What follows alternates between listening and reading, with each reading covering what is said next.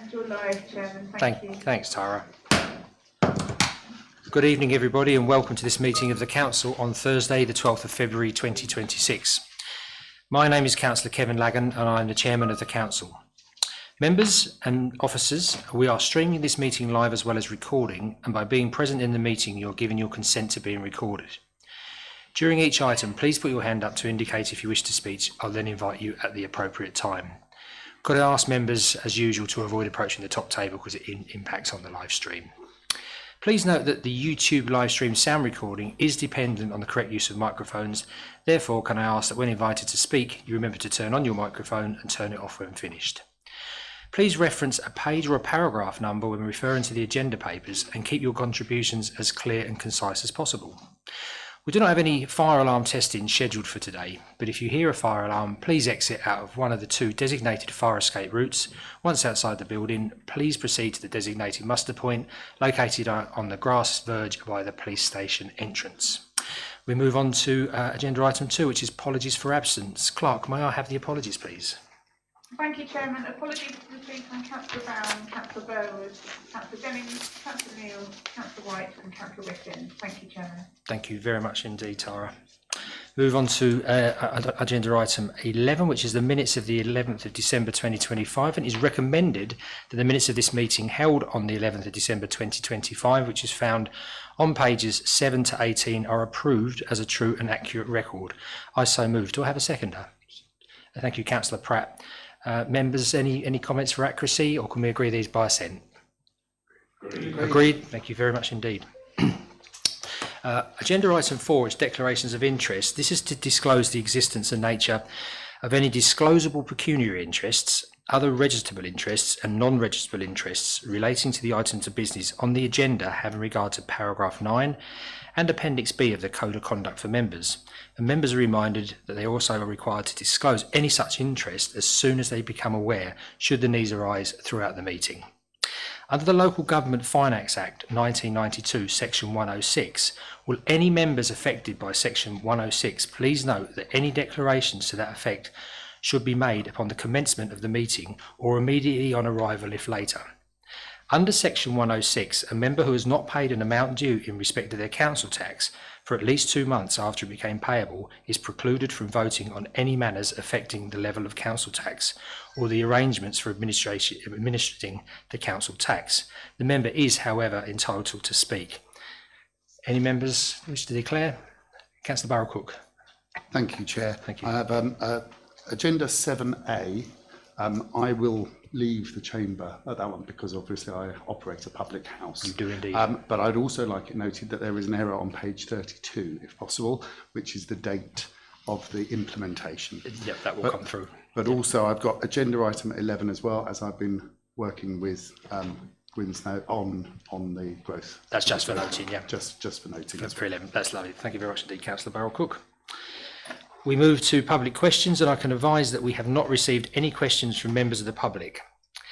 Agenda item 6, which is Chairman's announcements. As normal, I'm going to suspend the need to stand under the Constitution 483. It's optional. I also am going to move agenda item 11 up the agenda. I'd also ask members, if possible, please to refrain from using keyboards and electric devices unless necessary throughout the meeting, because it's becoming quite a distraction. And also, I just want to let members know that on the 26th of January, on behalf of us as a council, I attended the National Holocaust Memorial Day in Rochford Council, a very humbling and moving day, and we were represented there. And lest we should forget that the atrocities of the past, it is a very well and very poignant day. So on behalf of us, I attended. Thank you. We move on to agenda item 7, which is the minute book, and this is to consider any recommendations brought forward from committees as detailed on the agenda. So this is 7A, Strategy and Resources Committee of the 29th of January 2026. This is found on your agenda pack in pages 19 to 244. We move the minutes of the Strategy and Resources Committee held on the 29th of January, and I call upon Councillor Driver to present them, please. Councillor Driver. Thank you.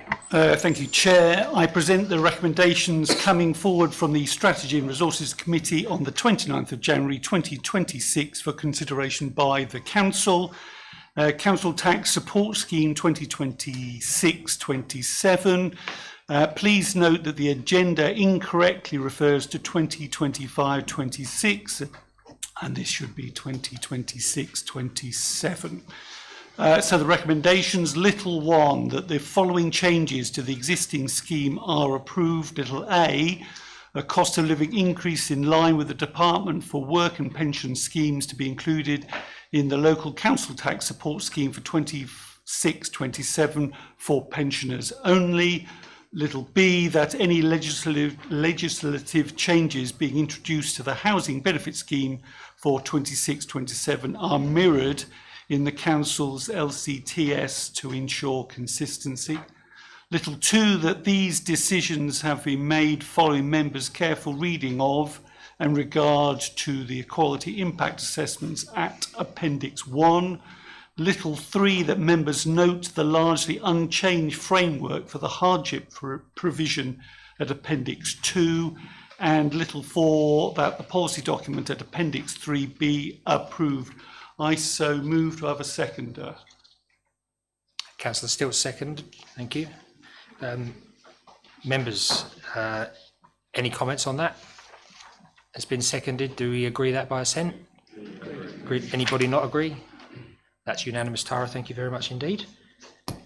Okay, so I move on then to the business rates and council tax discretionary reductions, recommendations to the council. Little 1, that's subject to incorporation of the provisional amendments set out in the addendum report to the Strategy and Resources Committee on the 29th of January, Appendix 4, the amended policy for the granting of discretionary non-domestic rate relief at Appendix 1 to reflect updated government guidance and regulation be approved. Little 2, that the Director of Finance S151 officer, in consultation with the Chairperson of the Strategy and Resources Committee, is granted delegated powers to consider and make minor technical amendments to the policy for the granting of discretionary non-domestic rate relief in line with final government guidance as soon as reasonably practicable to enable the award to this relief to be eligible to businesses. Little 3, that minor amendments to the empty homes and second homes premium policy 2025-26 document as at Appendix 2 be noted. And little 4, that minor amendments to the Council Tax S13A1C Local Government Act 1992 policy document at Appendix 3 be noted. I so move. to have a seconder. Thank you, Councillor Thompson. Seconded that. Members, any comments? Can we agree that by assent? Agreed. Thank you very much indeed, members. Can I just... Yeah. We'll get back in a minute. Yeah. You can do Just that, to Councillor note Driver. that there are further recommendations, but they will be part of the agenda items coming up later on the agenda. Thank you, Thank Chair. you very much indeed, Councillor Driver. Would somebody mind going and ask Councillor Barrell Cook to re-enter the chamber, please? Thank you, Ms Cable.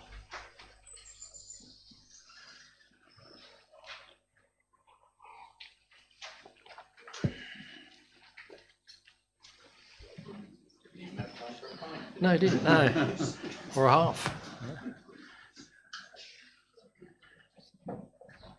Thank you very much, Councillor Barrell Cook. Okay, members, we move on to agenda item 8, which is minutes of the meetings of the council. And there were 12 meetings of the council, and they're found on page 4 of the agenda pack. I propose to agree these meetings by assent. Agreed? Agreed. Thank you, members, very much indeed. We now have a slight change to the agenda. We're moving on to agenda item 11, which is the North Essex Local Growth Priorities, which is found on pages 341 and 404. And the Leader of the Council to introduce the report. Thank you, Councillor. Thank you, Chair. So this item has appeared before members last year, and through working with Mr. Owen, we've been able to make amendments to reflect changes and to incorporate more aspects of Maldon within the report. And I'll hand over to I'll talk slower, Mr. Scable. So I'll put forward the recommendations. So the recommendations are: 1, that members acknowledge the amendments made to the document further to feedback. That 2, that the North Essex Local Growth Priorities Appendix 1 be approved for the socio-economic benefit of the region and district. Do I have a seconder, please? Councillor Bassinger, thank you. I want to hand over to Ms. Cable. Thank you. Good evening, members, and thank you, Leader. So just as a reminder, as Councillor Siddle said, on the 11th of December, the Council considered the report of the Chief Executive, which was the North Essex Local Growth Priorities Plan. During that meeting, members raised some concerns regarding several key areas which require further dialogue and amendment before the document could be adopted. Mr Owen later met on the 16th of January with the group leaders of the council to take on board that feedback and to have an open dialogue with members to understand the concerns that had been raised and to address those within the document. I'd like to thank members for their really positive engagement with that process, and also to Mr Owen for taking the time to come and listen to members and address those concerns. I'm going to hand over to Gwyn now, because he'll be able to more accurately portray the elements that have been amended within the document, and obviously we'll be happy to take any questions once the paper's been presented. Thank you. Many thanks. Thank you. Many thanks, and thank you for having me along this evening, and also thank you for all your feedback and for working with me to take that on board and to go through it. That's greatly appreciated. I have prepared a short presentation, if I can just take you through just a few slides, conscious of time, and don't wish to take up more than I need to, but just very briefly, just by way of background, in terms of the next slide, please, if I may. And again. And one more time, yeah. So I guess the first thing to flag up is that the benefits of having this unified, joined up position across North Essex is really important in terms of us collectively as a group of partners, so the 8 district, borough and city councils, as well as the county council, working together to convey what are our key priorities from a growth perspective into the MCCA, so the Mayoral Combined County Authority. Whilst the Mayor is not scheduled to be elected until 2028, all of the key strategic documents are being worked on, developed, the priorities, the policies are being worked through on a Greater Essex level. Because we have obviously representation from the county council, but there's also the 2 unitary councils in the south, and obviously district and borough councils in the south of Essex as well. It's really important that we convey our priorities into that process and that we are able to influence that.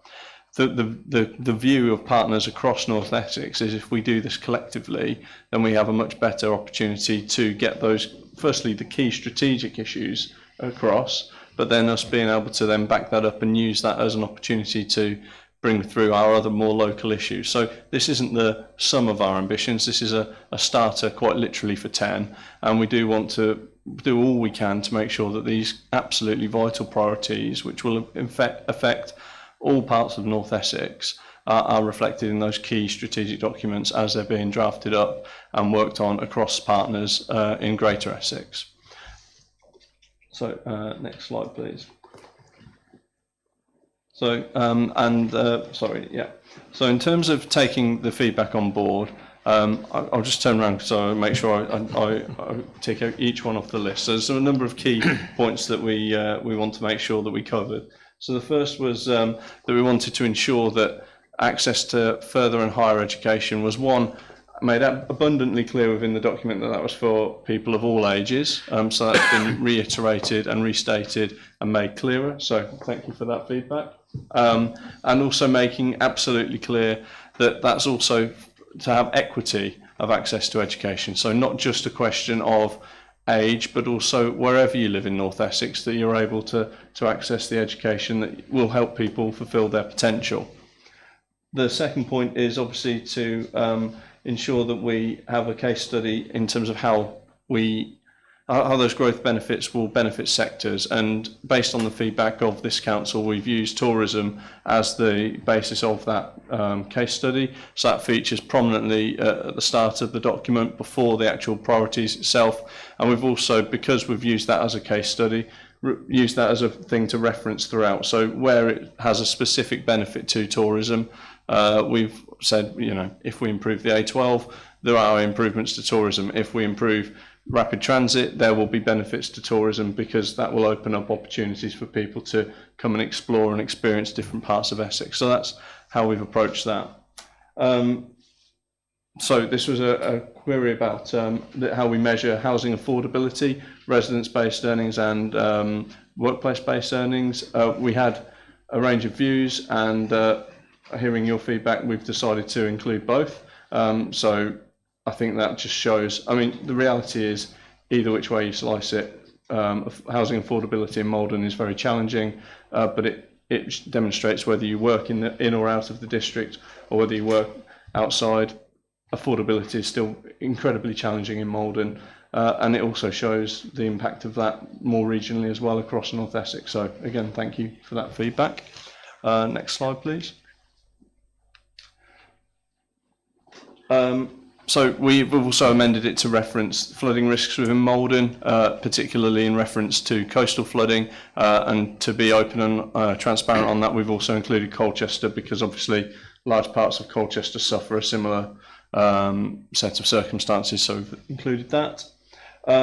The section on St Peter's, we've redrafted with your feedback, and it, you know, liaised directly with members to ensure that's worded exactly how Maldon would like it to be referenced. So hopefully that is again something that's an issue that's been addressed. Yes, in terms of the skills provision, we want to make sure that that still reflects the needs of businesses, but also have again referenced the need to ensure that we work with skills professionals to do that. And we've also redrafted slightly to re-emphasise not only that rural areas can be quite isolated, but also that remoteness of some coastal areas and rural areas is particularly important when looking at distances to services, and we've just tried to again re-emphasise that. And yes, in terms of the rapid transit piece, so originally that was looking for a pilot scheme between areas of tendering and areas of Colchester, linking into the rapid transit system there. We have basically redrafted that to make that neutral. So firstly, it's more ambitious in many respects, because we're actually saying ultimately we want everywhere in North Essex to be able to benefit from rapid transit. Now obviously that's going to depend on the density, how high the usage is going to be, etc., and that in isolation would be a very expensive ask. So we have said, and we'd like the MCCA to explore piloting it in one or two areas first. So that would be about additional new bus routes that would help, you know, be direct between towns to help speed up transit, and then on a hub and spoke model, so making sure that we have rural areas covered as well. And next slide. So briefly in terms of next steps, we're going through partner sign-off processes now. Once that's complete, we'll be designing up the growth priorities document. So providing partners sign us off, we'll then create the document with the view to launching it in good time for us to feed into those strategic documents being led on by the MCCA. So that's all from me. I hope that's helpful, and happy to obviously take any comments or questions. Thank you very much indeed. Now, because we've had the recommendations made and we've had them second, members, I've got Councillor Durham first of all to speak. Thank you very much, Chairman. Oh. Chairman, Gwyn and I go back quite a few years. When he took me to the top of the scaffolding at Shenfield Library, to the roof, where we climbed across some voids, had my wife have seen the sorts of things that he made me do, she would have quite happily killed him. But yeah, I have had quite a few conversations with Mr. Owen, And the initial reservations that I had have largely been addressed, and I thank Mr. Owen for his work that he's done on this. It's a good start. It's a good framework, and it's a good basis. I know I had quite a lot to say at the previous meeting, but as I said, having had several discussions with Gwyn, I'm more than happy to support this now. Excellent. Thank you very much, Councillor Durham. Any other member wish to speak? As long as he doesn't take me up any more Councillor- scaffolding. Yeah. Councillor Paula Spenceley. Thank you. Thanks, Chair. I just wanted to thank Mr. Owen for talking to me at length about St Peter's and about education. And I know working with other members who are in the chamber tonight, because you said you were going to be doing that as well. And I just feel that Maldon's voice has been taken into account more than it was before. And I think, you know, the work of the officers previously to that was fantastic. So I don't want to diminish that in any way. But I think having that member voice in there as well is really helpful. So just wanted to thank you for all your hard work on that. Thank you. Councillor Barrow-Cook, thank you. Thank you, Chair, and I would just echo those comments and just thank Mr. Owen for inclusion of Maldon, Saltmarsh Coast and the Dengie Peninsula as specific references in the document as well. Excellent. Any other member? No. I'd just like to thank members as well, Councillor Stamp as well, for actually speaking up and putting the extra points and challenges in initially, because it makes such a difference and we have a more robust response. So thank you, members, and thank you, officers, for your help. Councillor Stamp, thank you. Yeah, thank you, Chair. I wasn't going to speak, but I got the death stare from Leander. So I think I'm going to have to thank you. You did. You looked straight at me as if to say, you're going to speak. You spoke to him, Wendy. So I'd like to thank you personally as well, because you had a conversation with me and I think you've done a very good job. Thank you. Okay. Thank you very much indeed. So we've had the two recommendations raised. We've had them seconded. Do we agree by assent, members? Yeah. With anybody dissent? No, that's unanimous, Tara. Thank you very much indeed. Thank you very much indeed, Mr. Owen. Thank you. Thank you, Ms. Cable.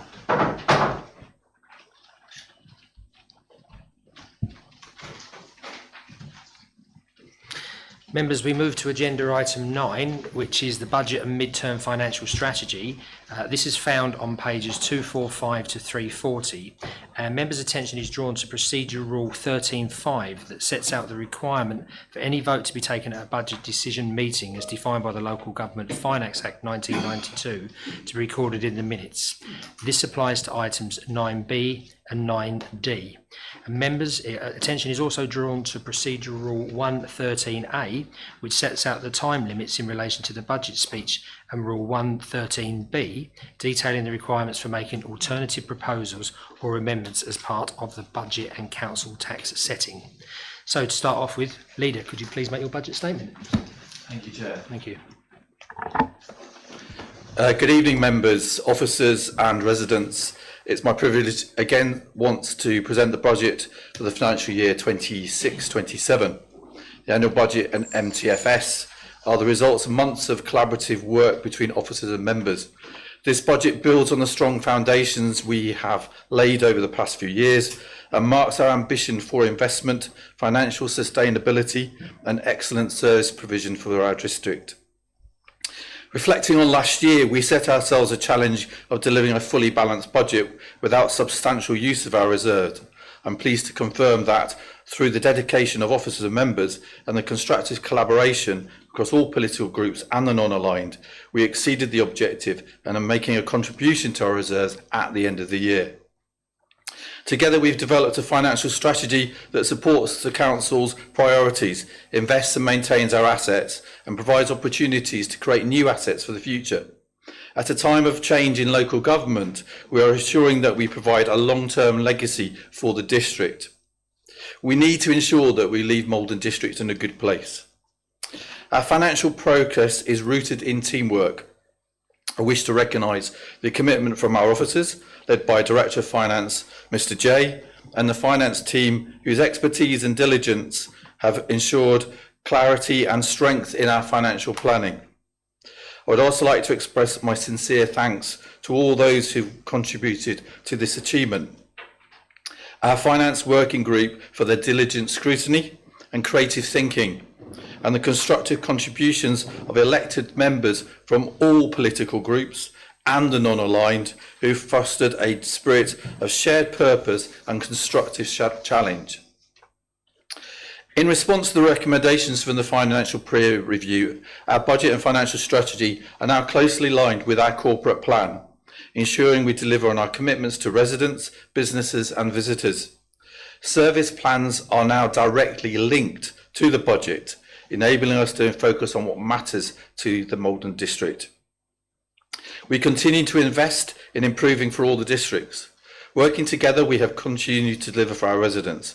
Our waste contract with Suez is delivering consistent, high-quality services, and the extension of the flexible collective plastics initiative demonstrates our commitment to environmental responsibility.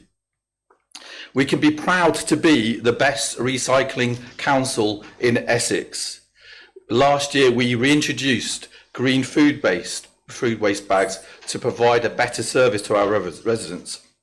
Whilst other councils are still introducing food waste, we have implemented this to every home across the district, ahead of any other authority in Essex.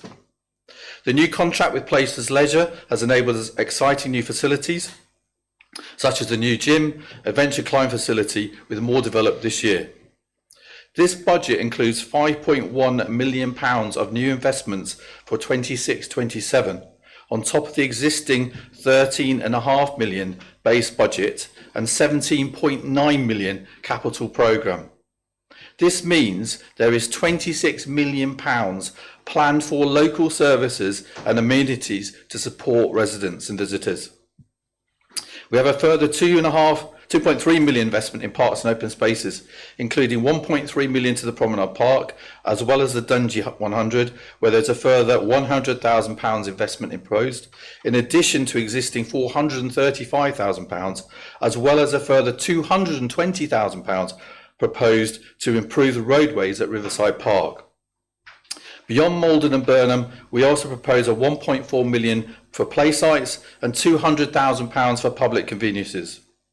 £1.6 million for residents and visitors across all areas of the district.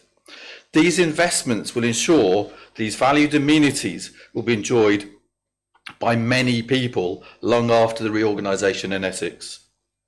This year's budget focuses on short-term targeted investment to protect local assets ahead of local government reorganisation.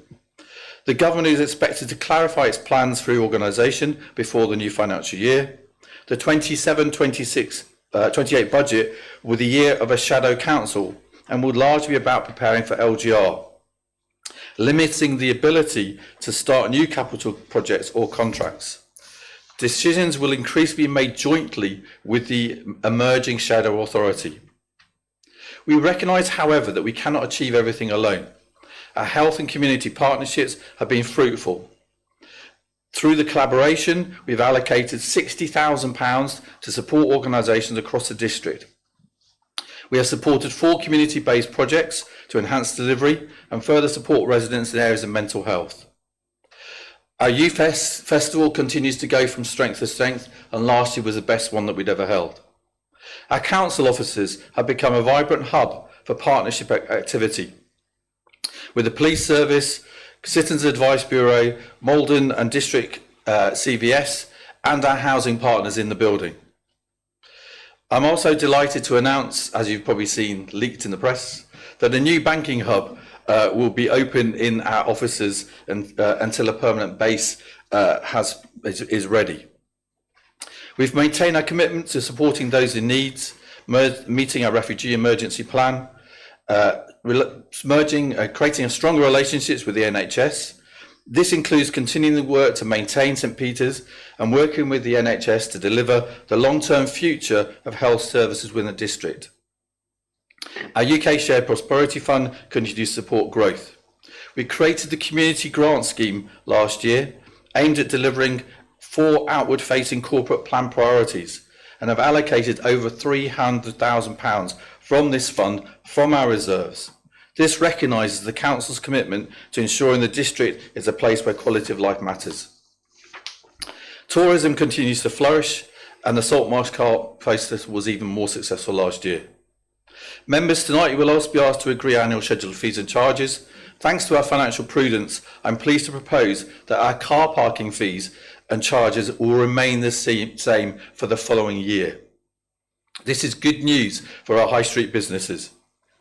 In terms of the district council tax, we are only proposing an increase of Band D of 13p per week, or an additional £6.76 per year. The important thing to recognise is that although we collect the council tax, it is only a small minority that we keep. The rest goes to other services in the Essex. If we do not increase our council tax, that leaves the council in a difficult position for the future. And as we've seen for other authorities across the country where they've done this, this has caused financial issues at a later stage. We recognise that local government landscape is evolving, with reorganisation and devolution presenting new challenges. Our new leadership structure encourages close collaboration and continuous improvement, ensuring we are ready to meet the challenges. The two-phase Transforming Together programme, which will create an organisation that empowers staff, supports clear and effective decision-making and ensures accountability.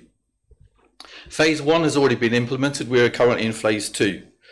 That programme will set out the rest of the organisation structure in a way which will remove further layers of management and invest in frontline posts and enable staff to realise their full potential, delivering on ambitious goals and continuing to provide the highest level service to our residents. Members, tonight you are asked to support a budget and financial strategy that reflects our collective ambitions for Maldon District. We have the resources, the dedicated workforce and the leadership to meet the challenges ahead. It is only by working together that we can deliver for the district. We've shown that over the past 2.5 years. Thank you for members for your continued spirit of cooperation and the excellent working relationships we have with officers. It is through these principles that we can deliver for the district. I urge you to endorse the proposed budget and MTFS so that we may continue the vital work of serving our community, and together we will continue to deliver excellence for the Maldon district now and in the future. Thank you, members, and I recommend the budget, and I would like to propose items 9A, 9B, 9C and 9D. Do I have a seconder? Councillor Bassinger, second. Thank you, Leader. Thank you, members. Thank you very much indeed. I'd like to call on Director of Finance, Ben Jay, to give us a budget presentation. Please, Mr. Jay. Thank you, Chairman, and good evening, councillors. I'm not going to go through the detail of a presentation. I think it's, as noted by the Leader in the speech just made, there's been extensive consultation between members and officers, particularly through the Finance Member Working Group, more recently the Strategy and Resources Committee, as well as a budget briefing provided for members in the early parts of February. So I think members hopefully are familiar with the content of much of the budget papers for this evening. The MTFS item 9A simply picks up on those different inputs from councillors and provides a strategic outline in terms of the key issues being faced by the council in the coming couple of years and sets out the framework through which the budget can then be constructed. I'm happy to take further questions on the details within that paper, but I think the paper has already been discussed to some extent already, so I won't go through it in any more detail this evening. Thank you, Chair. Thank you very much indeed, Mr. Jay. We move on to leaders of the opposition and now have a right to reply to the budget speech, and I'm going to take it in alphabetical order. So Councillor Driver, Councillor Fluker. Yeah, sorry, Chairman, I always get a tad confused. Mr. Jay just presented agenda items 9A being civil, just 9A. No, he's just made a statement on the budget because he's just said that we've all had the documentation. There's been some training that's been delivered. We can. Oh, you haven't got your microphone on, Councillor Fluker. Sorry. Yeah, I've got a question under agenda item 9B. Actually, two questions. I'm always a bit confused. I mean, I'm very grateful to the monitoring officer's advice today. Yeah. Well, what my thought is that we'll go for the leaders of the opposition, then I'd open up the floor for any questions before I start to move through the recommendations, because it's it's quite a complex way that we have to. No, I appreciate that, and that's why I'm grateful for the monitoring officer's input. But Yeah. that's slightly different. But I think that works. Yeah, that works. Yeah. Okay with you? Yeah. Okay. You're there, trust me. Thank you. So, Councillor Driver, please. Thank you. Thank you, Chair. Good evening, members and officers. And thank you, Leader, for your budget presentation and for sharing it in advance. As Leader of the Liberal Democrat group, I would like to add my thanks to that of the Leader for the way this budget process has been conducted. This is now the third budget since the formation of the new council, and I am proud of the role Liberal Democrats have played in helping to foster a more constructive culture at Maldon District Council, one marked by collaboration, growing trust between members and officers, and the shared determination to secure the best outcomes for our residents. The Finance Working Group has worked diligently over many months, ably supported by Mr. Jay and his team.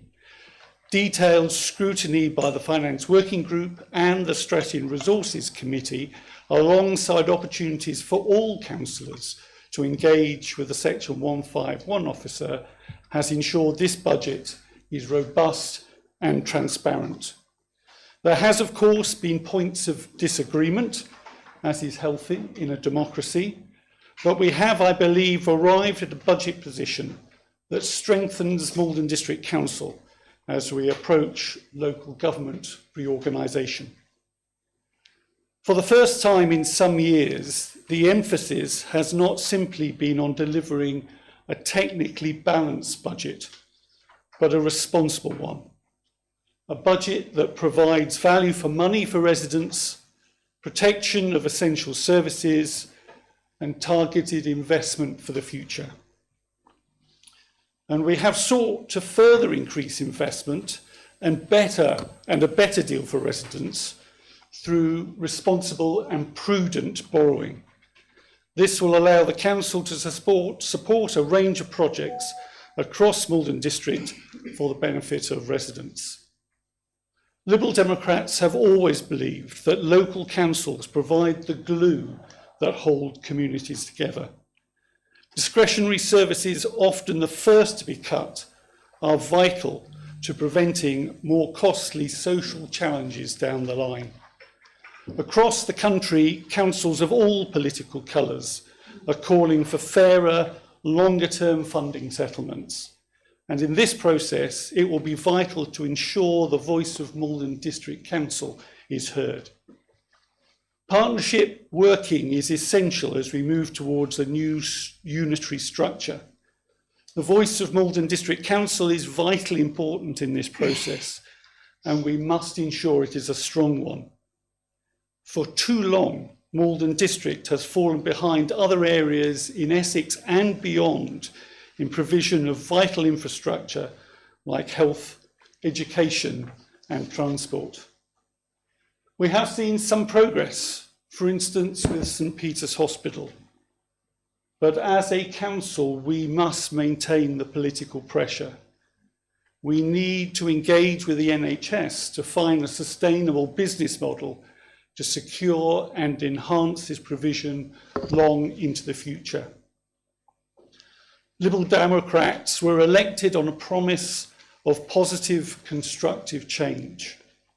This budget reflects that approach. It protects services, invests wisely, and strengthens our financial footing as we move towards LGR. There was a quote in the opening speeches given at the Winter Olympics last week relating to carrying traditions. To add to this, I put a twist on it as an ending comment. We need to carry the best of Maldon District Council into whatever unitary council follows, not to preserve the ashes, but celebrate the fire. Thank you. Councillor Driver, thank you very much. And now call upon Councillor Morgan, please. Thank you. Yes, thank you, Chair. Don't worry, I won't keep you long. Okay, I've got a timer. Firstly, I would also reiterate my thanks to the Leader for his speech. and for putting forward the budget. And in particular, I agree with him that this has been a matter of teamwork, particularly with regards to the finance member working group, which I was a member. So I have my fingerprints over this budget as much as any of the other leaders of the groups, etc. Councillor Driver decided to I wasn't aware that we took our rosettes into that meetings there, but since he mentioned the Liberal Democrats, I can say that I'm also very proud of the way the Conservative group took part in those discussions. I'm particularly grateful to Mr. J, who was able to take a complete and hopeless innumerate, like myself, through the intricacies of the various financial transactions going on. And it's interesting that, as Councillor Drivers put forward, this is the third such budget that I have attended, and each case with a new Section 151 officer. And each case, each one seems to improve upon the predecessor, or how valuable those people were. I just wish Spurs Football Club could have the same success in finding new managers. Members, we are very lucky here in Maldon District. We have a wonderful district to look. There's the Prom Park. There's the jewel that is the Dengie, fast becoming a very important wine producing area, which is very close to my heart. And also we have great services. I think, as the leader has alluded, our waste contract is the envy of many. And but nevertheless, we have to sort of face up to the fact, as I remember from my days on Northern Ireland tours, days to do are getting few. Our days in this council are numbered. There is it's looming that we're going to obviously eventually disappear. And it's important, as the leader has said, that we must do our best to leave Maldon in a good place and to make sure that its unique character is retained as we pass on into the unitaries. And so I commend the budget to the council, but there is no room necessarily for complacency. Not everybody in the district is necessarily entirely happy with the way sections, for example, that the leisure contract has been dealt with. But that is for next year, not for this year. And so for now, I commend the budget to the council, and we'll be supporting it from the Conservative group. Thank you. Thank you very much indeed, Councillor Morgan. Could we have Councillor Stamp, I believe, is presented for Councillor Stilts because of a throat problem. Thank you. There must be an election coming up by the sound of the two speeches. I would like to begin by acknowledging the significant amount of work that has gone on into preparing this budget and the MTFS by both officers and members. We also recognise the professionalism of the finance team in delivering a balanced financial plan in what remains a very challenging local government environment. However, the role of the opposition is simply not to listen and nod. Our responsibility is to scrutinise, to test assumptions, to ask difficult questions, and to ensure that the ambition set out this evening is matched by realism, resilience and fairness for all communities across the Maldon district, not just today, but in uncertain years ahead. The administration describes this as a budget built on strong foundations and focused on long-term sustainability. That is a welcome aspiration, but sustainably must be judged by not just words, but by how well we are preparing for pressures we know are coming. Rising demands on services, ongoing financial uncertainty, and the very real structural organisations associated with LGR. These challenges are not abstract, they are imminent, and they will test the robustness and decisions we make now. We welcome investment in valued commitments assets, parks, leisure facilities and public open spaces. They matter greatly to our residents' well-being, health and local pride. But investments must always be guided by clear strategic need and fairness across the whole district.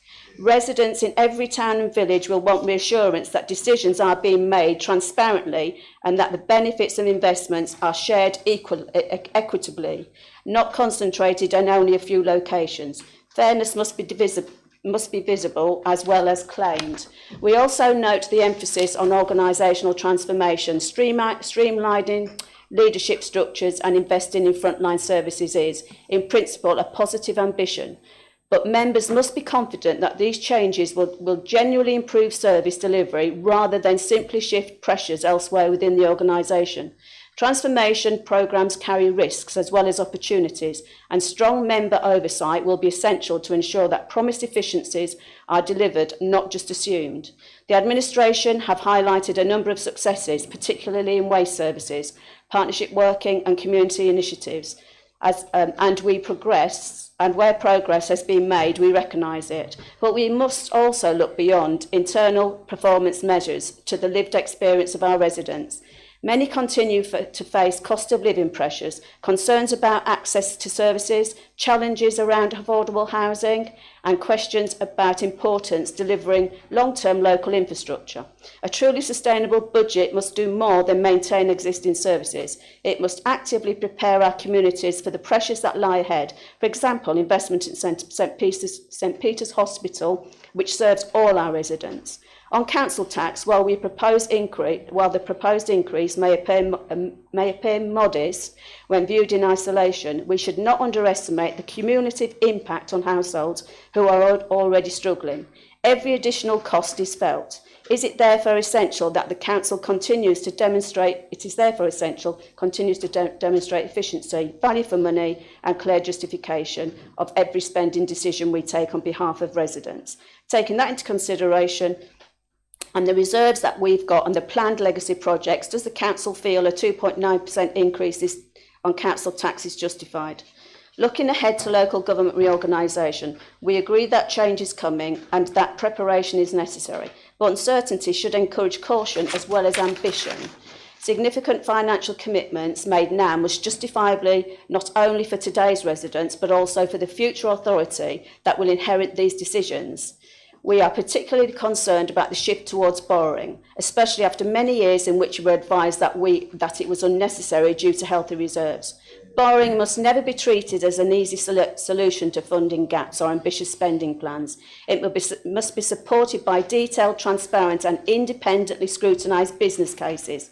MDC should be an exemplar authority, not an authority carrying over debt like many others. Opposition does not mean obstruction. We recognise positive elements within this budget and we share the goal of the thriving Maldon district. But constructive challenge is essential if we are to make good, sound decisions. Our responsibility is to ensure that ambition is matched with deliverability, that investment is fair and the financial planning is robust enough to withstand the challenges ahead. So this evening, while we acknowledge the work behind the budget, we also call for stronger assurances on financial resilience, on fair investment across all communities and transparent reporting of transformation outcomes and on prudent preparation for the significant challenges that lay ahead. Our residents expect honesty, careful stewardship of public funds and decision that stands the test of time. It is through robust but constructive debate that we strengthen this council and secure the best possible future for Maldon District Council. Thank you, Chairman. Thank you very much indeed. May I thank all of the leaders for keeping to fantastic times with such complex matters. Leader, would you like to respond? Yeah. Thank you. The first speech I've ever heard Councillor Stanley make, but she hasn't mentioned the Dengie. God bless her. The leader, thank you. Thank you. So I take on board, and thank you very much for those contributions. One of the things to recognise is we do have deprived areas within the district. However, nationally, we are 216th in terms of deprivation. So yes, there are people who are deprived in pockets within the district, but in terms of nationally, we are a wealthy area, which is part of the reason in terms of the government's fairer funding that it's not a fair fund for Maldon, and our council tax is going to other parts of the country to support those areas. The transformation is all about ensuring we've got the right services, the right people at the right level to ensure that we're efficient and effective and we've got people in the places where they are delivering those services. If we do not increase council tax, it does create a long-term implication for this council. We have seen this where there have been certain political parties who've made promises, not your one, and then subsequently have had to find a way around that and made false promises to the electorate around council tax increases. We did look at that. It's something we discussed at SLT around it, and we decided the best and simplest approach was to freeze the car parking charges. That way we are giving back to all residents, supporting businesses and also supporting visitors who come to the district. We are going to borrow for the first time.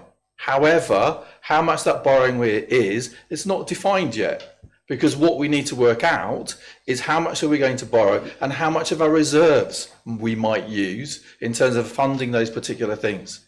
There are some very exciting ideas, as well as what we've proposed, that we can put forward in terms of those things. Things where we might look at providing a sports hall or providing a new hall where those sort of things can happen. Those are still options.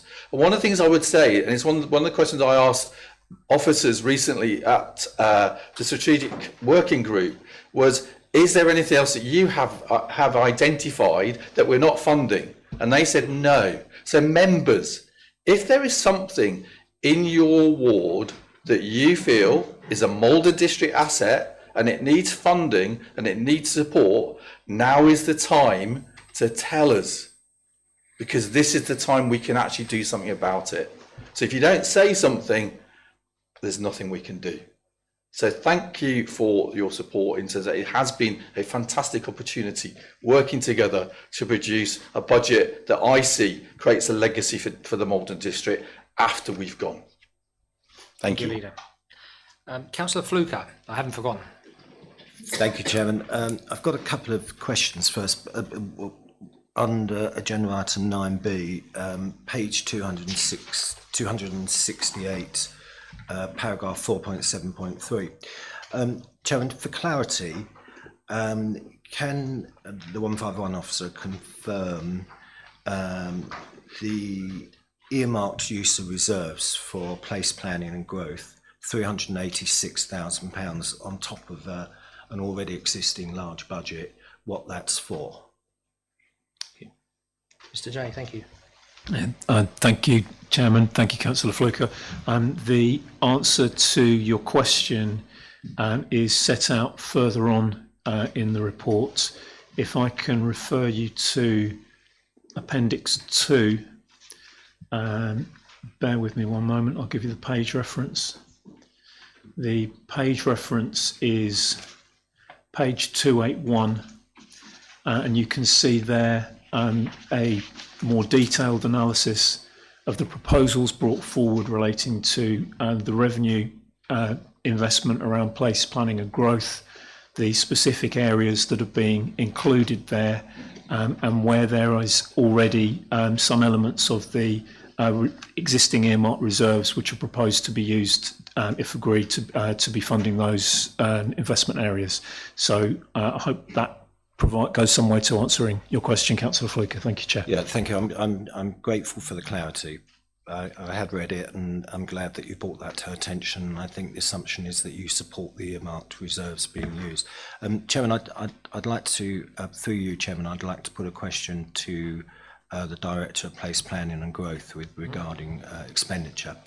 I'd like to ask Mr. Jaggard if he agrees with me that the review of the local development plan is unlikely to be concluded during the lifetime of this council, and that spending tens of thousands of pounds of taxpayers' money on this work stream is no longer appropriate, and that it would be more efficient to stop the process, with the exception of monitoring the 5-year housing land supply, and transfer the staff involved to the planning department to deal with the backlog of planning applications.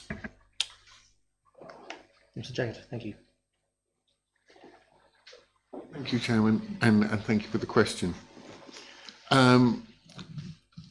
You will see later on in the agenda the item around the 5-year housing land supply, and in that document there's a subsection, I won't take us to the reference, which refers to where we are with the local plan progress, and that under the existing, which the government calls now legacy, local plan system, we will not hit the deadline which was imposed by government. What I am saying, and the Planning Policy Working Group has considered that it is that we need to think and consider progressing the plan under the new system which is emerging. And as part of that, so that ultimately this council can make a decision about whether to progress under the new system, I'm looking to progress an independent planning and project plan and resourcing plan to inform that, which will look at the full cost of the plan, how the progress that could be made between now and vesting day of a new council, look at the risks around that, plus where we are after things like the Minded to decision, and so we can come forward with a recommendation whether to push forward with a new local plan under the new system or not. And that is why, as through the budget managing process, there isn't an ask for specific money for the local plan of the new system in today's budget, but as set out, there is reserves that should a project and resourcing plan be agreed by council, that they could be pulled on once the plan is in place. Thank you very much indeed. Thank you, Councillor Fluker, for your question. Members, we now will move on, and this is a little bit complicated. So we've got 4 recommendations. 2 of them have to be a recorded vote. So what I'm planning on doing is I'm taking 9A, which is the medium-term financial strategy, which is found on pages 245 and 260, and 9C, which is the capital and investment strategy for 2026-27, minimum revenue provision statement 2026-27, and treasury management strategy 2026-2027 on pages 295 and 330. I intend to take those 2 en bloc. Then I need to move to 9B, which is the proposed budget, which is found on pages 261 to 294. That must be a recorded vote. So we'll get the first 2 done first, then we're moving to that. And then 9D, we'll hold on that because there may be a request for an amendment, but that also has to be a recorded vote. So that's how I'm going to go through it, if that's okay. There's quite a few recommendations, so if with members' agreement, I'll start to move the recommendations.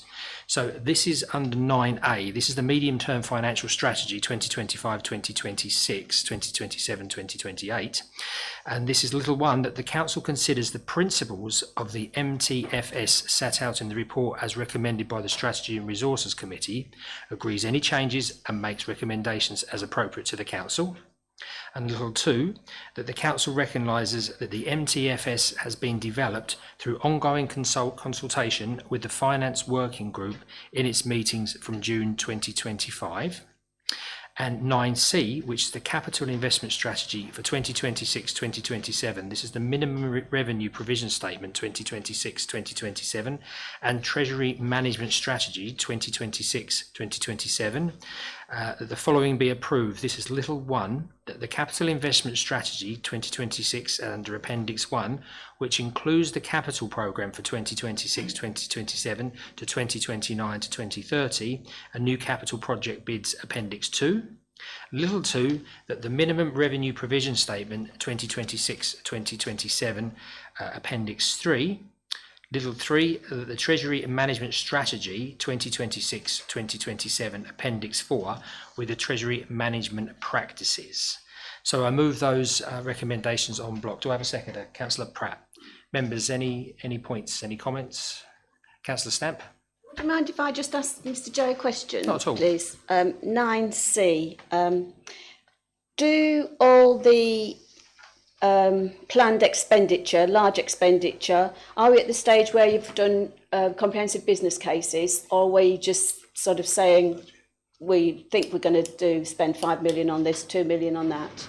And if we haven't, hang on, I'll give you a chance. If we haven't done those business cases, can you assure us that full financial business cases will be brought to the Finance Working Group and Strategy and Resources before anything is approved, please? Because I do think we have to be shown to be doing value for money and that we're open and transparent, as the speech said. Thank you, Chair. Thank you, Councillor Stamp. Mr. Jay, thank you. Thank you, Chair, and thank you, Councillor Stamp, for the question. In terms of the business cases, the process through which the council is moving towards external borrowing is linked to previous decisions for which for which full business cases have already been approved, particularly the investment in waste freighters and subsequently the decisions around the capital investments at the Blackwater Leisure Centre site. Those decisions were linked to internal borrowing, with the caveat that internal borrowing is usually a temporary measure, later to be replaced by external borrowing.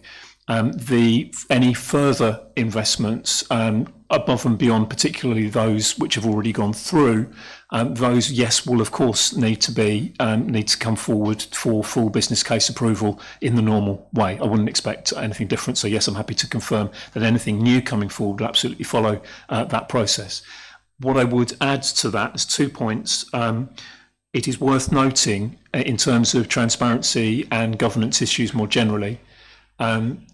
Further to my regular correspondence with the internal auditors, they are currently preparing a report on the MTFS as a whole. They will be preparing that report and then presenting that report to PG&A in due course in the normal way. I don't know what that's going to say at this point, but that will provide a degree of independent oversight of this whole process. In a similar way, I've made the request that as we're moving towards LGR, and there is the likelihood, in my professional view, that we will be moving towards external borrowing, it is timely to update our review of Treasury management practices in general.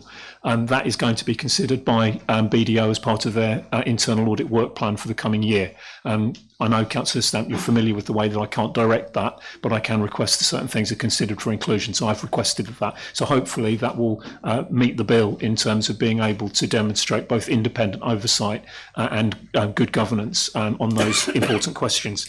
The last point I would say is that the approach to external borrowing, if that's where we get to, and the Treasury management strategy very clearly gives permission for that to happen should it be appropriate, is to do with those previous business cases that I've identified. It is also to do with the broader position in terms of the availability of resources within the council, and it's one way in which we manage processes through. It's driven by those key business cases, but also a wider understanding of the reserves position of the council. I hope that provides the key points of the answer and satisfies the question that was being raised. Thank you, Chair. Thank you, Councillor Stamp. Can we come back, Councillor Stamp? Yeah, thank you. I'm glad it's come to PG&A because it needs to, because I did express my concerns to you, and I thank you for listening and speaking to the internal and external auditors. Thank you. Thank you, Councillor Stamp. Councillor Durham, please. Yeah, thank you. Can I just ask, will this happen before the Section 24 directive kicks in, which will be preventing authorities from taking on debt or large projects? We have the SCO, the Strategic Change Order, due any day, which will form the joint committees. So there will be scrutiny within a matter of weeks about every investment opportunity, every investment that individual districts will take. So I'm just a bit concerned that we may not be able to deliver these projects before the Section 24 directive comes into play. Correct. Thank you. Mr. Jay. Thank you, Chair, and thank you, Councillor Duggan, for the question. I am extremely mindful of the Section 24 provisions. As they currently stand, they would utterly fetter the ability of the County Council to do its business, and therefore there will be a process of negotiation with government to ensure that the three areas that they control, being particularly land sales, capital investment programmes and significant long-term revenue projects, that those will be set at a level for the Greater Essex area, which will include covering the necessary day-to-day activities of the County Council through to the reorganisation date, as well as the districts. I think the key point here is that the council, for now, Maldon District Council remains a sovereign council. Members must take the decisions that they believe are correct in terms of their policy preferences for residents until such a time as we have clarity on what those Section 24 thresholds will be and how they will be enacted. I'm comfortable progressing in this way. I think it is good that the council is taking the initiative around these things, because certainly the window of opportunity will be closing in due course. So I think it's timely that we're having this conversation at council tonight. Thank you. If I can come back, I believe it's £1 million is currently the figure that is being looked at as a cap. I think it's been increased from 500,000 to 1 million, isn't it? But I'm also aware that the Essex leaders and chief executives leaders are being warned about taking on new projects and new capital outlay ahead of the thing. If it hasn't happened already, it's happening in the next few days. Thank you. Mr. Jay, any comment? Thank you, Chair. And again, thank you, Councillor Duggan. I think it's important to recognise, yes, absolutely, I understand that this could be happening in the next few days, although in the normal manner of local government politics and wider national politics, I'm not always sure exactly how many days that might be. It's certain. And I know that the initial draft of the Section 24 position includes sales for example, land assets, anything over 100,000. Is prohibited. Now, the original Section 24 relates to a Health Act, and it's to do with the winding up of an element of a patient representation. It is not suitable for local government in its current form, and I think it's going to be. It will need quite a lot of discussion between all of the councils in Essex and government to ensure that it is set at a proper level. Otherwise, apart from anything else, the county council will probably cease to be able to do a lot of its own business across the course of the next 2 years. So I think I suspect that the £1 million may well be required to go somewhat higher. Essex finance officers are talking about this, and you'll know Director of Finance from the County Council, Steph Mitchener, is part of that, and we're working also with Nick Evely from Chelmsford. I'm aware of the issue. I'm comfortable with the progress that the Council is proposing to make around these and other items this evening, and we will wait and we will see what happens in due course, but I take on board the advice. Thank you. Thank you. Councillor Siddle, please. Thank you, Chair. So, and I'm sure Mr. Wilkinson will back me up on this. He's coming in next. At this stage, there has been no warning at all at LC meetings, and at this stage, there has been no warning. Yeah, we are a sovereign council. We can make the decisions until we get to a stage where we can't. So, therefore, yeah, the quicker we make decisions about what we might want to do, yeah, the better, without taking any risks, of course. Thank you. Chief Executive, please. Thank you, Chairman. Yeah, and just to reiterate that for members, I don't think there's been any sort of official warning. I think what it is that we have to be mindful of any decisions that we're making of substantial financial commitment. And I think coming back to Councillor Stamp's point around having solid business cases and rationale for any investment, it'll be a case of speaking to colleagues who we may join up with to make sure that we're not committing ourselves or any other council is over-committing and taking on any liability that the future councils would not agree with. So I think we're very mindful of the position and what the future will bring to us, just to give reassurance to members. Thank you very much. Thank you. Any other member? No, well, I move on for the 9A and 9C members. Can we take those by assent? Agreed. Anybody dissent? No? That's good. Assent is completed. Thank you very much indeed, members. Then we move to 9B. Everything's been going forwards and backwards this evening, isn't it? So 9B is the budget proposal 2026-27, which is found on pages 261 and 294. This must be recorded vote, so I so move to have a seconder. Councillor Pratt, thank you. The proposals that we have here are, there's numerous. So little one, the reduction in core spending power allocation as set out in the provisional financial settlement for local government, see section 4.2 below. The final settlement is expected in the week of the 9th of February and any changes will be reported at the meeting. Little 2, that the base budget changes from 2025-26 to 26-27, section 4.4 and appendix 1. The revenue budget growth bids received and recommended growth and savings as discussed by the Finance Member Working Group, which is in section 4.7 and appendix 2. Little 4, the repairs and renewals schemes proposed for 2026-2027, section 4.8 and appendix 3. Little 5, the budget assumes the average Band D council tax of £238.95 excluding parish precepts, which is £6.94 or 2.99% increase for 2026-27, which is section 4.9. The formal council tax resolution to be approved by council is set out elsewhere in this agenda. The basis for calculating the charge is set out in Appendix 4. Little 6, the impact on reserves and the current policy for reserves, including of a minimum general fund balance of £2.6 million, as discussed by the Finance Member Working Group. That's in section 4.10 and Appendix 5. Little 7, consider the proposed policy on excess reserves, which is paragraph 4.11.3. And little 8, that the advice of the Chief Finance Officer, the Section 151 Officer, regarding the robustness of budgets and adequacy of reserves, Section 5.6 and Appendix 6, members. So I move those en bloc. We have to take any comments. Councillor Stamp, thank you. Sorry, Chair, can I have some clarity, please? Sorry to be dense, but if you go into little 5, if I vote for this en bloc, like what you've just suggested, and it's a recorded vote, but I don't want to support the 2.99% increase, which is on a page 9D, how does that work? Because I'm going to be agreeing this with the figures that are included in this report. So how do I go about that? Because I don't want to support the 2.99% increase. Yep, Mr. J. Sorry? Thank you. Very smoothly done. Thank you, Councillor Stamp.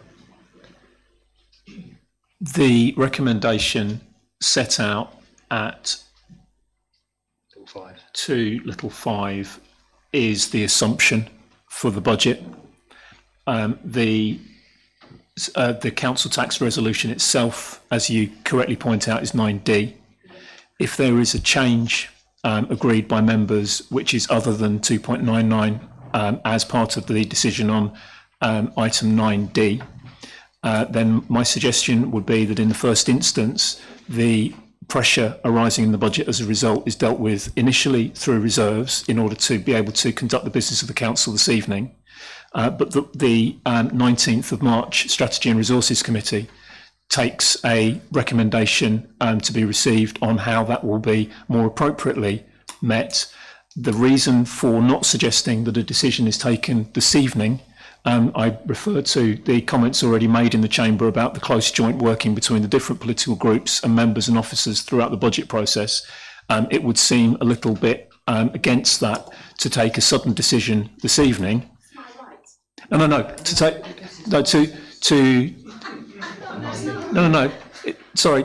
clarify, if you wish to vote for a different level of increase other than 2.99%, that's fine, and I'm not proposing to fetter that.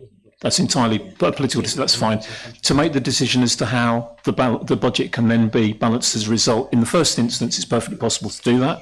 But I think it would need a proper input from officers and members to be approved in the normal way rather than to take a decision this evening at pace when it's more difficult to take that in a balanced way. Come back. Yep. I'm not going to be pressured to vote on something if I don't want to be voting on something. I stood up at county today, I didn't agree with what they were doing. There's no way I'm going to agree to that 2.99%. The way it has been written here is telling me that I have to agree to everything. Well, that's what I've just asked for clarification. Because you've said it's a recorded vote. Yes, it has to be. Yeah, so how can I then not agree with the 2.99? Because looking at that, if you're taking it on block, Chair, I've not got no right to say I don't want to do it. In 9D, I can. Yeah, Sorry. you've got. I'll just come back. The key word is the assumption, but I'll pass on the monitor officer who probably explain it a bit more elegantly than I. Thank you, Chair. Yeah, for clarity, the vote, the report. Let me get this right. 9B is assuming that is the council tax band D level. You are not agreeing to that band D price by agreeing to this. If you vote on paper 9D, which is coming up, and don't agree that assumption is obviously incorrect. So it will be replaced by whatever the decision is made in 9D when we come to 9D. Is that helpful? Is that so correct? I can. So you could vote for this on block on that. That's an assumption that's been made, not a decision. When we come to agenda item 9D, if it's not agreed, that assumption will obviously change to whatever's agreed from agenda item 9D. Thank you, Ms. Allen. Is that clear? Thank you. Thank you, Chair. Thank you. Okie dokie. Any other questions, members, before we go to the recorded vote? No. Miss Bird, could you undertake a recorded vote, please, on 9B? Yes, Chairman, of course. Members voting for 9B, if you could indicate for, against or abstain, and I call your name, please. Starting with Councillor Buckingham. For. Councillor Bell. For. Councillor Barrell-Cook. For. Councillor Dodsley. For. Councillor Driver. For. Councillor Doran. Is that 4, sorry? Yeah, it's 4. Thank you. Councillor Fittock. For. Councillor Fluker. Against. Councillor Hayward. For. Councillor Hughes. For. Councillor Lagan. 4, please, Tara. Councillor Lay. For. Councillor Laybourne. For. Councillor Morgan. For. Councillor Morley. For. Councillor Pratt. For. Councillor Siddle. For. Councillor Siddle-Norman. Against. Councillor Nick Spenceley. For. Councillor Paula Spenceley. For. Councillor Stamp. Against. Councillor Stevens. For. Councillor Stilts. For. Councillor Swindle. For. Councillor Thompson. For. Thank you, members. Chairman, the result of that is 22 for, 3 against and no abstentions. Thank you. Okay, that is carried. Thank you very much indeed, members. Now we move on to 9D. Again, 9D is a requirement to undertake a recorded vote. I understand there may be an amendment. Councillor Fluker, thank you. Yeah, thank you very much, Chairman. Thanks for reminding me. Can I just start by saying that I think if it wasn't for the fact that this council won't exist in, I think, 2 years and a couple of months' time, I think it's a fairly sensible budget. I don't think we would have gone so gung-ho if we thought we were going to last for another couple of years after that. And I'm interested in Councillor Darren's comments, and I'm sure there'll be a further in-depth conversation when we get to the Chief Executive's report. This council has between 10 and 12 million pounds of reserves, whichever way you look at it. That's local council taxpayers' monies. And I mean, much of it, and the bedrock of that, was actually achieved by selling our social housing. And I think we should be mindful of that. Chairman, I understand that the political alliance of the council was bringing forward a legacy project. However, looking at the budget, it seems the council is proposing making a large investment in capital repairs and renewals, whilst it's noticed that their vision is to hand over our assets to the new unitary in good condition. It should also be noted that the investment across the district is somewhat insular and disproportional. For example, the Director of Neighbourhood Services has confirmed to me that from those large, massive investments across the district, Southminster will receive £8,213. No wonder it's quiet. As far as legacy projects are concerned, it seems to me that there are 2 very important numbers missing from the budget, 750 and 40.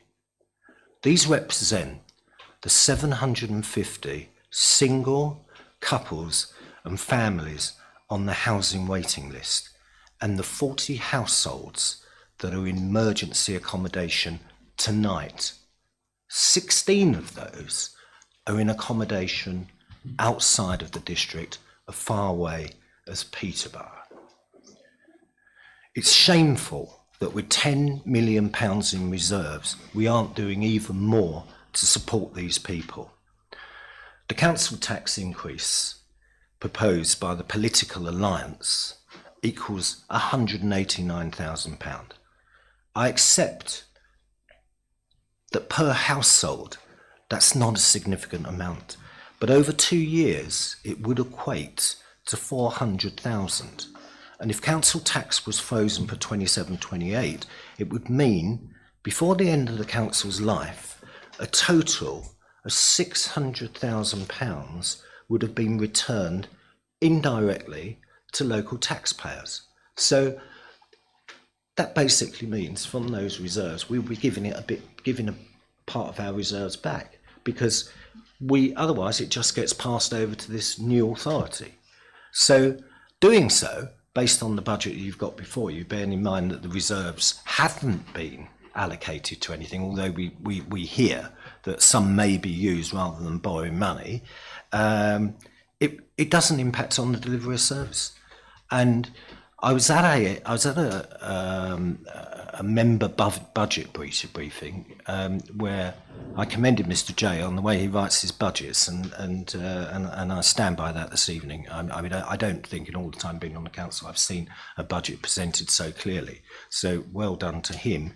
But I would just like to say this in response to the leader's comments when he said, "Oh, if anybody wants to bring anything forward to, in their ward, now's the time to do it." There was a time when this happened, probably 6 months in advance of this process, and I highlighted it to Mr. Councillor Jay. Fluker, you've had your time. I'll let you go on for I about 30 therefore seconds. propose, 30 Chairman, I seconds therefore more. propose that contrary to the proposals of the political alliance, the council tax for Maldon District Council is held at the same level as in 2025-2026, and that to cover the shortfall in the proposed budget, £189,000 is taken from the council's reserves. I so move, Chairman. Do we have a seconder? Councillor Siddle, you're seconding that? Seconded it. Thank you, that's seconded. Thank you. Can I speak? I'm surprised.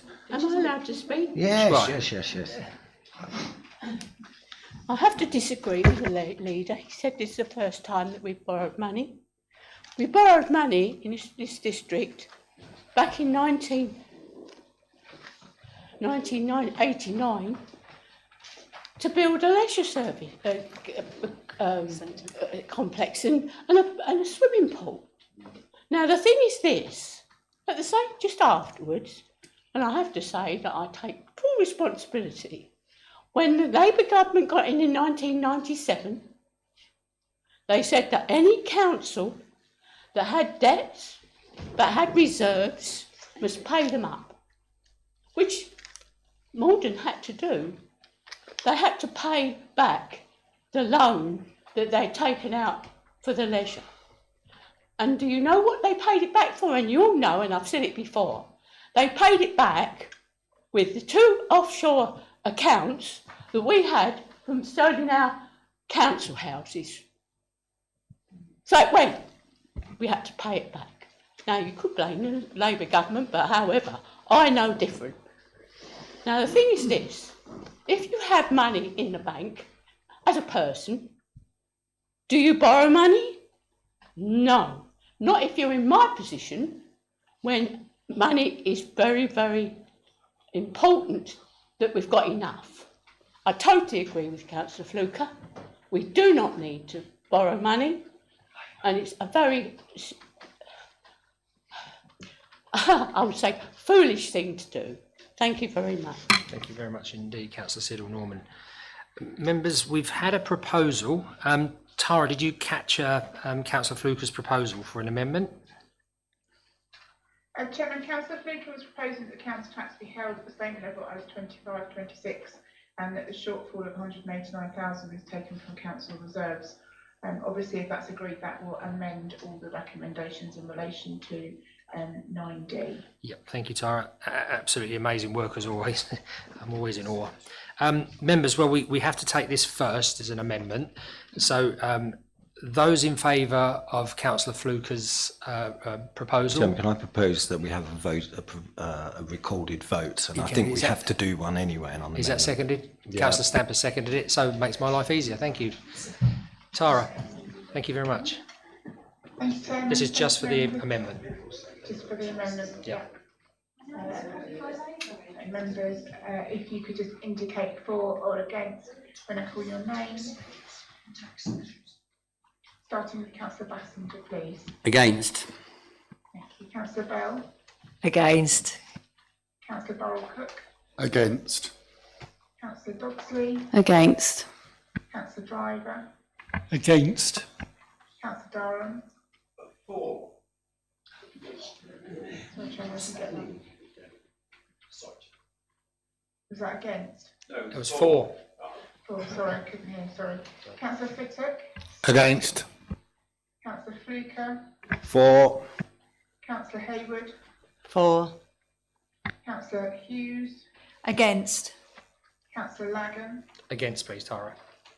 Councillor Lay, Against. Councillor Laybourne, Against. Councillor Morgan, Against.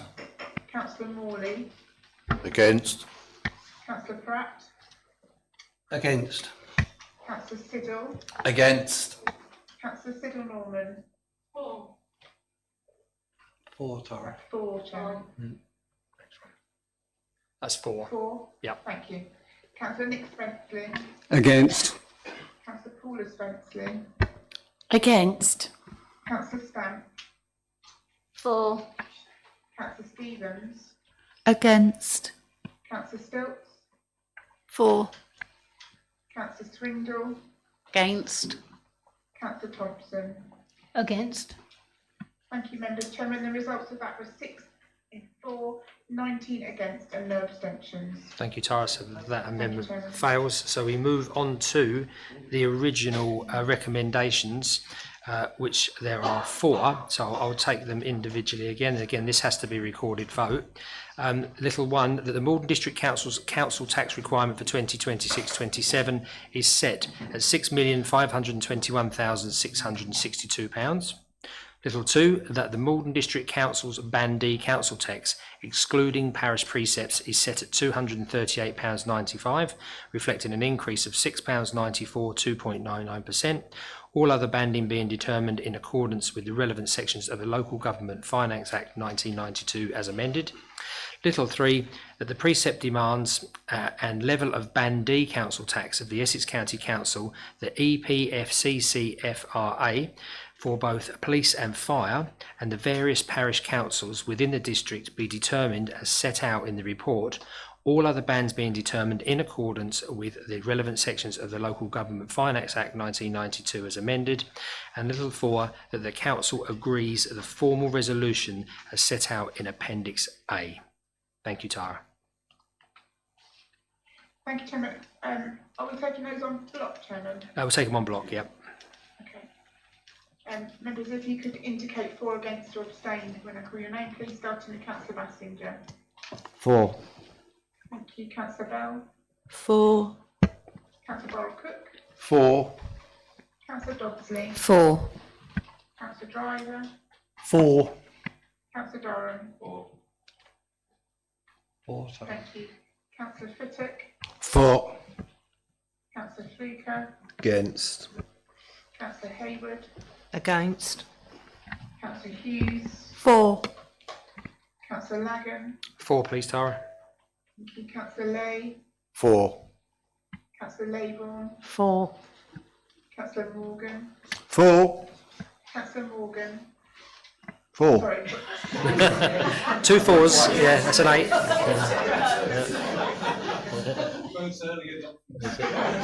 Councillor Morley. For, Tara. Thank you, Councillor Morgan.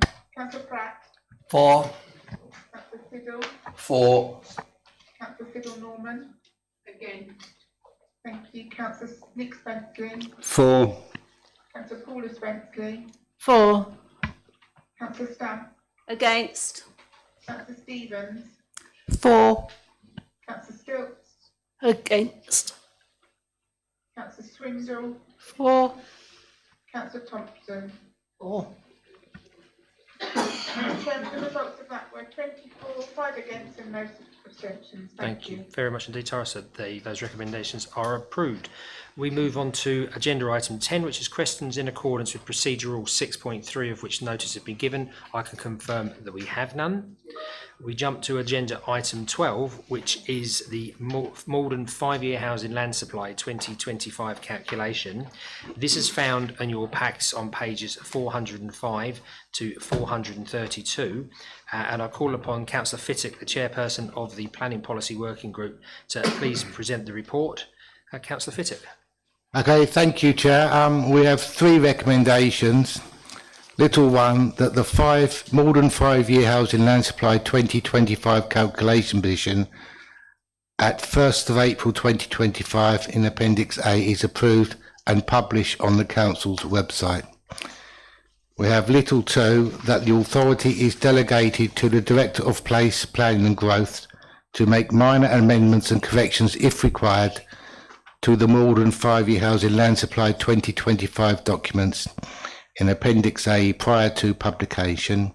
And little 3, that the authority is delegated to the Director of Place, Planning and Growth in consultation with the Planning Policy Working Group to review and update the methodology for calculating the 5-year housing supply based upon the latest guidance, case law and legal advice. I so move, Chair. Do I have a seconder? Thank you, Councillor Durham. Thank you. Before we move on to debate, member Mr. Jaggard, please. I will keep this brief. Thank you. I think lots of members have seen the 5-year land supply over many years. We've worked very hard, and I will echo the collaborative approach to working with members that we had on the previous items to look at the 5-year land supply for Maldon District, and the calculation that I've come up with and was supported through the Planning Policy Working Group is a calculation of 4.1 years. The report sets out how that's done, and the appendix sets in even more detail.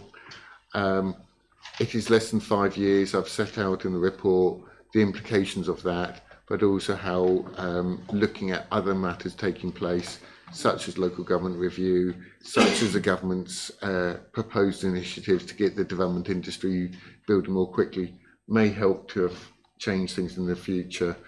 This is dated back to the 1st of April 2025. Obviously, once we've done the calculation at the end of the monitoring year, we'll be looking to update this in due course in light of all any updating case law and guidance like that. But I'm pleased to say it has been a collaborative approach, and I'd like to thank members for their support and the Planning Policy Working Group for us to get to this position. Thank you, Mr. Jaggard. Members, Councillor Durham. Oh, Councillor Fluker, my apologies. You want to go? Yeah, I'll have a little go. Have a little tinkle in a moment, Councillor Durham. You're very welcome. Very good. Councillor Fluker first, please. My apologies. Sorry. You're going to give way? Councillor Durham, have a little go. Mr. Jaggard, thank you. Yes, gosh, some good news at last to end it. I'm guessing that the crunch will come when this is first tested by a planning inspector. Mr. Jaggard. 5-year land supplies can be tested at different times as a result of planning appeals. We're not saying we've got 5 years land supply. I think any statement of common ground would confirm we've got 4.1 in line with what we've published. If a developer wanted to challenge us and said we had 4 years or 3.8, it really doesn't go to the heart of the merits of a planning application. So we may not be tested until we do a next update. If we get to 5 years, if it was 5.01 years, I'm sure someone would want to test us, but we're not at that stage. But certainly what I've sought to do in the way we've presented the report this year is be very open and transparent in the sites that make up the 5-year land supply, and I hope there's less challenge as a result of that. Thank you, Mr. Jaggard. Councillor Fluker. Yeah, thank you, Chairman.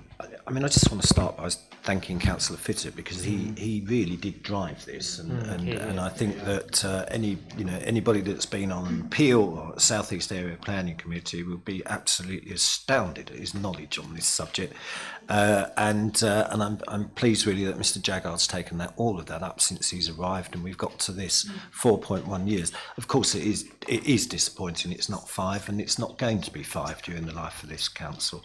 But it is where it is. I think, Mr. Jaggard, I touched on the viability of continuing to pay for the local development plan review, and I think you said it would be covered by this report, but perhaps I misunderstood you, because this report only speaks to the 5-year housing land supply. But I do hope, Mr. Jaggard, we'll meet again, hopefully not in a car park at Burnham on Crouch, and perhaps talk this through. Thank you.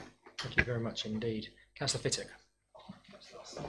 Thank you, Chair, and thank you, Councillor Figg, for that compliment. I mean, I think all I can say is that Mr Jaggers worked very hard on this. There's been a lot of discussed in the planning policy work we've on it, and yes, it will always be challenged, but I think it's fair to say that everything that's in there is supported by evidence. So it's not numbers that have been made up or picked out of the air. We can substantiate the reasons why we've got that in the supply. And hopefully when we're challenged, that will be enough to convince an inspector that we're not, if you like, taking the mickey and that we have a reasonable prospect of these developments going forward. So, I again, just thank Mr Jagger for all the effort he's put into this as well. Thank you. Mr Jagger, thank you. Thank you, Chairman.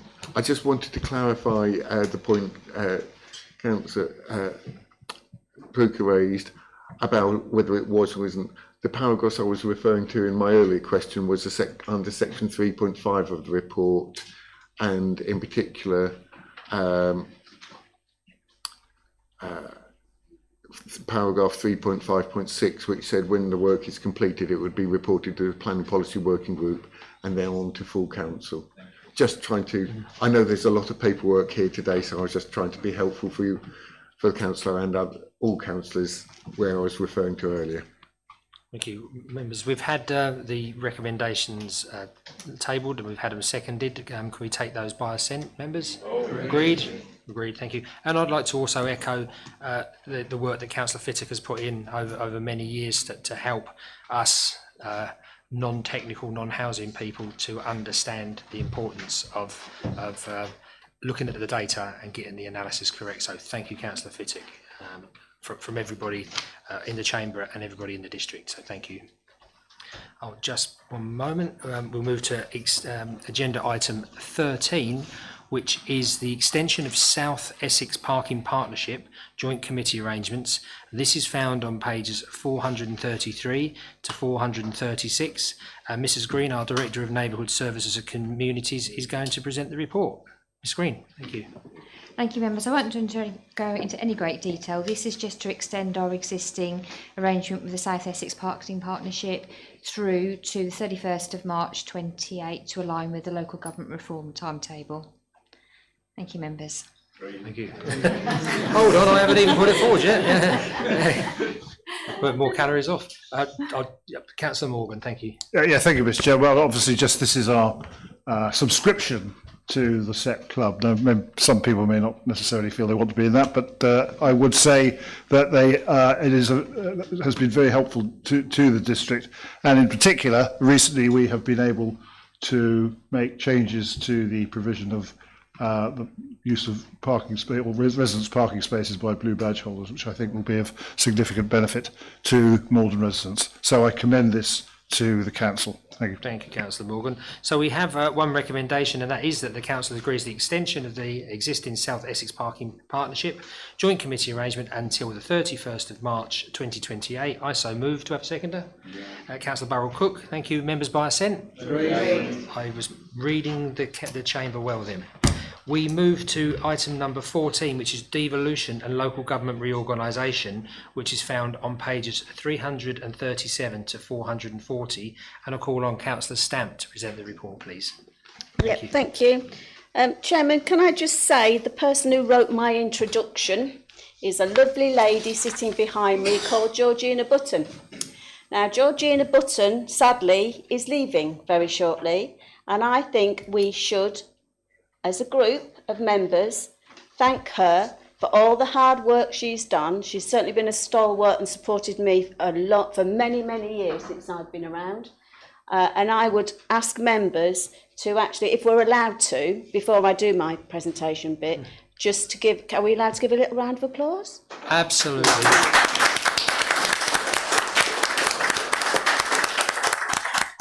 Just before you do that, that saves me at number 15, which is I was going to say thank you, Georgina, for everything you've done and wish you great luck and success. But it comes from all of us. It generally does. And we wish you nothing but great health, great success. And we appreciate everything you've done for us at Maldon District Council. So thank you. Thank you. Councillor Stamp, please. Yeah, so if there's any mistakes on this next paragraph. Yes, Georgina. Members, the Local Government Reorganisation and Devolution Working Group continues to meet regularly to review and inform the work of both local government transformation programmes. As Chairman of the Working Group, I am asking members to receive the update this evening and acknowledge the progress and work that's been undertaken. Since the production of the report, the Council has responded to the request from MHCLG to provide information that will help to progress the work of the structural change order. Members, I'll hand over to Ms Holmes, who is going to provide an update on this. And I'd like to thank, we had a meeting with Councillor Siddle, Doug and Ms Holmes, 2 emergency meetings to actually fill this in, and I'd like to thank them as well for arranging it. It's very important. Thank you. Thank you very much. Ms Holmes, thank you. Thank you, Chair. Good evening, members. As Councillor Stamper said, we were requested to provide a response to a number of some fairly technical questions in terms of parish sizes, electoral ward sizes and information that was held on file in terms of operational matters, and also to provide a view in relation to the formation of the joint committees, various different matters that information will be used to draft the structural changes order once the government has announced their minded to decision. We obviously had to comment on a vast range of possibilities, not knowing quite what the option was going to be, but we were given, I think, 2 weeks to provide that response, hence why we met with the leader and the chair of the working group to assist us in providing a response to those questions. Everything else, as you're all aware, we are sitting tight waiting for that minded to decision, but to reassure members, officers are, through this period, continuing to work with our fellow colleagues across Essex, considering the implications of LGR, looking to gather information and make sure that when the decision is made, we have all the information ready so that we can start implementing any changes. Thank you, Chair. Thank you, Ms Holmes.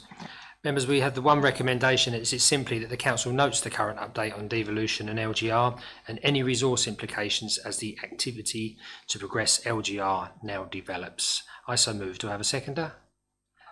Councillor Hughes, thank you very much indeed. Any member wish to speak? Councillor Fluker?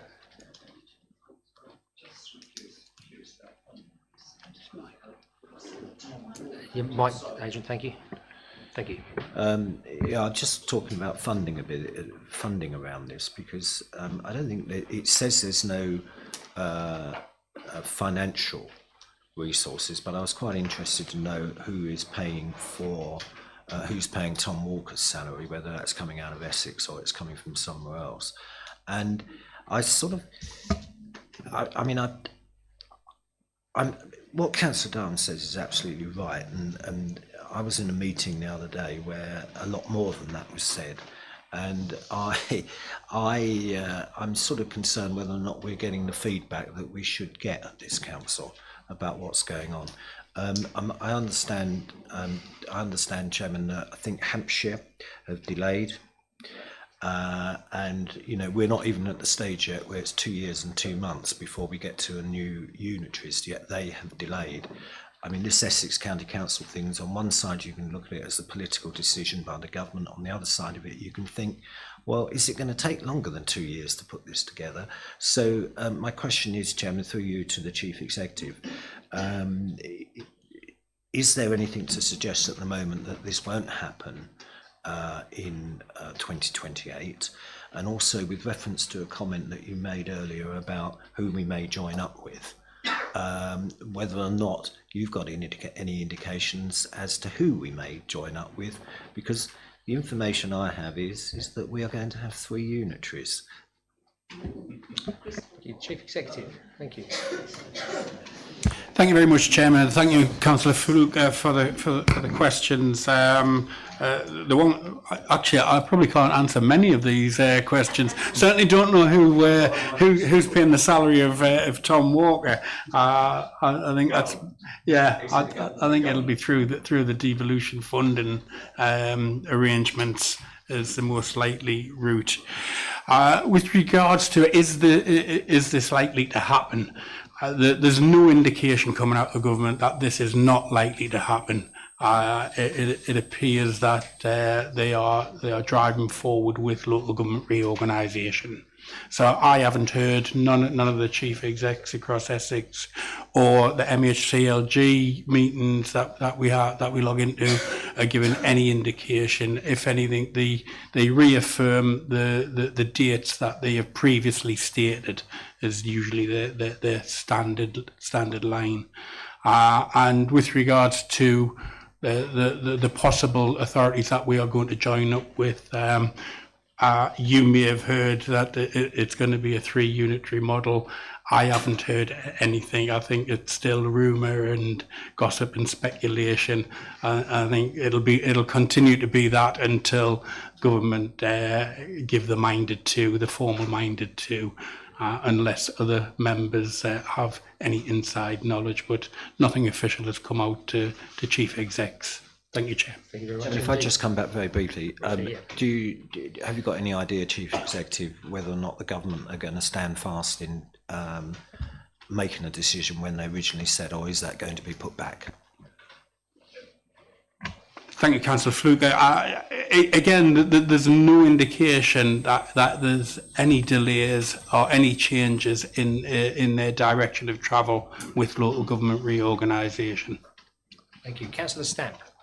Thank you. I'd just like to tell everybody that Mr. Jay and I had a meeting last Friday. I think it's when he told me. He's taking a lead in, I can't remember exactly what, finance regarding the LGR. And I just think it's worth mentioning because at one stage I was the biggest critic of this council because nothing was moving, nobody was doing anything, and it took a long time to get a working group.